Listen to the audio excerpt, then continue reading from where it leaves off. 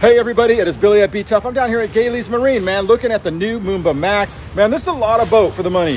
It's a really good price point. It's getting a lot of people interested in wake surfing and getting them out on the lakes without breaking the budget. We're gonna get into that. We're gonna talk about how much it costs. We're also gonna talk about all the features that go into the new Moomba Max.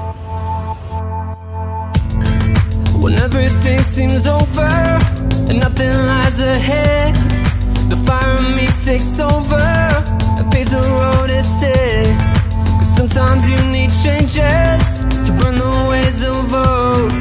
Explore uncharted ranges and let your fate unfold. Oh, oh, oh, oh, oh, oh, oh, oh, oh, oh.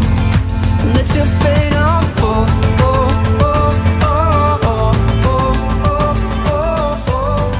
All right, I want to show you how tall this boat is, man. I mean, these are huge. I would say that my Malibu probably comes up to here. I have a 2008 DLX. I'd say probably up to about here, maybe. I mean, these things are huge, man. Look how big this is. That's really cool when you're wake surfing too, because it can get a little sketchy when you start weighing down the boats. And so with this, you're not going to have to worry about water going in over the top. There's a lot of surface area here to, of course, stop water from going over. You're not going to get a lot of splash over the top for people riding in the back. So definitely a huge boat, man. And it comes in with the weight that it has. You can tell why this is kind of a heavy boat.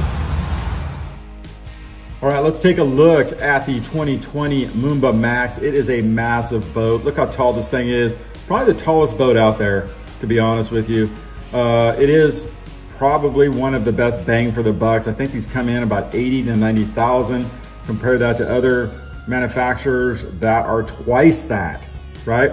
So definitely a good boat for people that want to get into wake surfing. All right, let's take a look at the back of this boat. We'll make our way forward.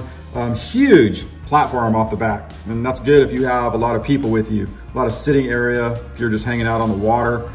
I like the design, C-deck, gator step, I'm not sure who did it. The back of this boat uses the auto wake surf system. It's all adjustable from the driver's seat, really clean, really easy to use. It also comes with a fresh air exhaust system built right in. Looks pretty, aesthetically, it looks really nice from the back. I like this push up and down pylon. I think it's called a pylon for you know, towing tubes or whatever you're doing off the back. Pretty streamlined. I also like the cup holders on the back. I thought that was a nice touch. Let's take a look at the interior of this Moomba Max. Really nice. I really like the way everything flows together. The design is really nice. I'm not gonna go as far as to say it's as nice as like a G23, but I think it's better than a lot of other boat manufacturers. I think it's better than an Access boat. That's just my opinion. There are some things though that they can improve on in the future. I thought the handles around the boat were kind of chintzy. They're just, you know, polished tubes, where they probably would have looked a lot nicer if it was like forged aluminum, you know, stuff. Also, I think that they could have added hinges to the seats. You open it up and the seat falls in. Sometimes it's no good. I really do like the upholstery though. I like the vinyl that they chose. It's really durable. See that texture? I also really like the walkthrough over the engine compartment. Now, there is a tub over the engine which people use to warm up their life vest or store some stuff. The only thing I didn't like about this design is you have to take off the shocks to get it out. So if you want to access the motor, you got to pop the shocks off. You know, I thought it could have been engineered a little bit better. Over the side lockers, there's a tub as well that probably has to come out if you are adding extra weight.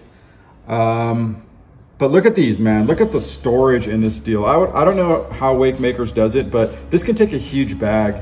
And that was one of my concerns, because you can actually flex the sidewall of the boat right here with the palm of your hand fairly easy.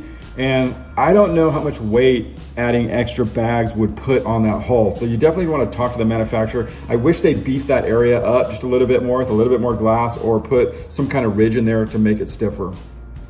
The engine, of course, has a lot of power. This is the Inmar Rapture 400. It's becoming the gold standard for a lot of boats now, and I can see why. Very reliable engine.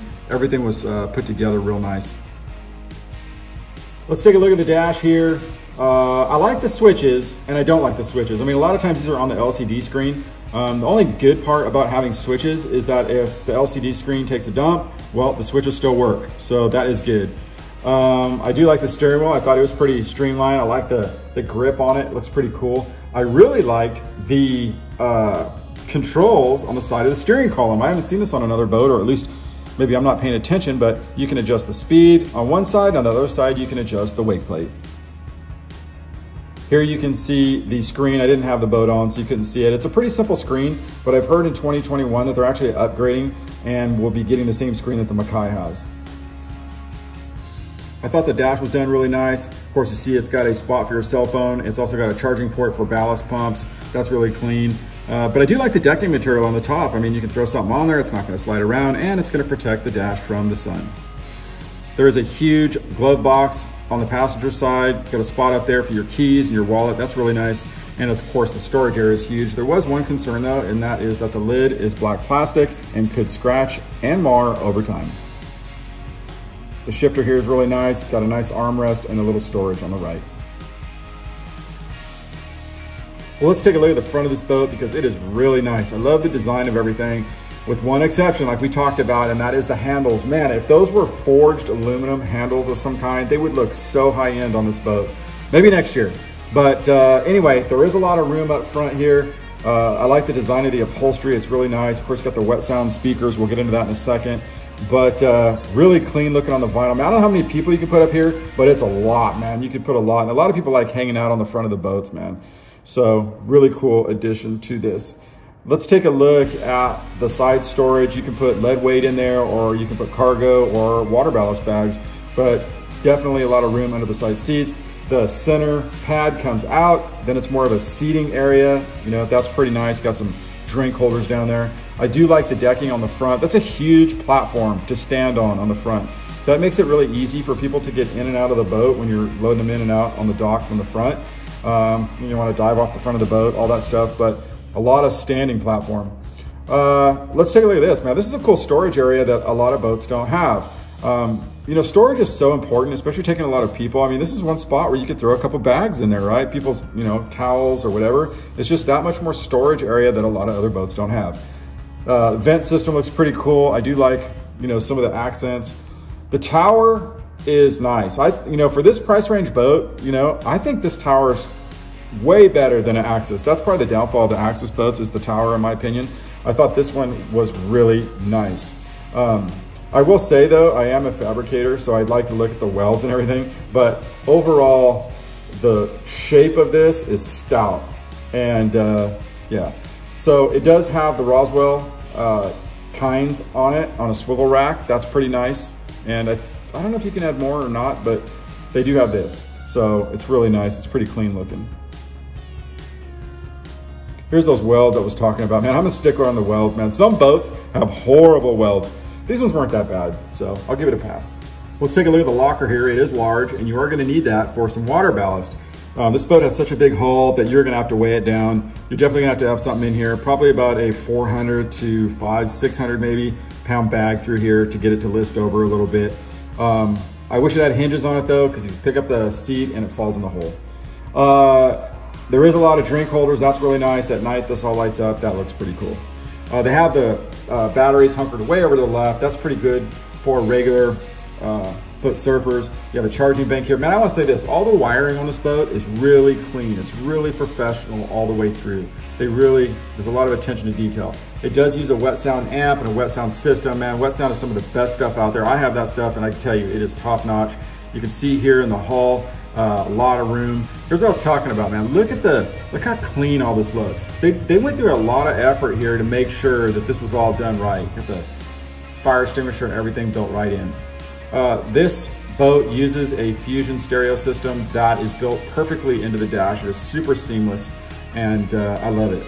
Now back to the wet sounds, man. Like I said, I have this system, and when you have a wet sounds speaker system or just the whole system, you just know it's all really good stuff. It has 2 Rev 8s on the top. You may be able to get Rev 10s on that, or, you know, I'd probably recommend 4 Rev 10s, but I go over the top. But it's wet sound stuff, really good. By the driver foot, you can see here a 12-inch wet sound sub. I think this doesn't require a box. Here's access to the pumps if you have to get to them. Really nice, really clean, right? A little tricky getting this thing back on, but I was able to do it with one hand. There you go, looks pretty clean. trailer that comes with the Moomba Max, really nice. The Boatmate, I believe, I could be wrong, but it looks like a Boatmate trailer, and their stuff's always really good. I love the pinstriping, just a little touch, man, and then you got the top pad, really good. Of course, all the trim on the boat looks really nice. You know, the Moomba boat, it's a pretty nice boat, man, especially for that price. It almost seems like it's undervalued. I mean, I don't know, you look at it and it's got all these bells and whistles like some of the higher end boats do, and you know, like the fit and finish on it, it's pretty damn nice. I think it's definitely a boat for people that want to get into the boating community that maybe don't want to spend $160,000 on a brand new boat. I mean, this is a good option. And it might be a good option for people that want to upgrade too. So anyway, here's a look at the Moomba Max 2020. Definitely a boat worth taking a look at. This is Billy at BTUFF.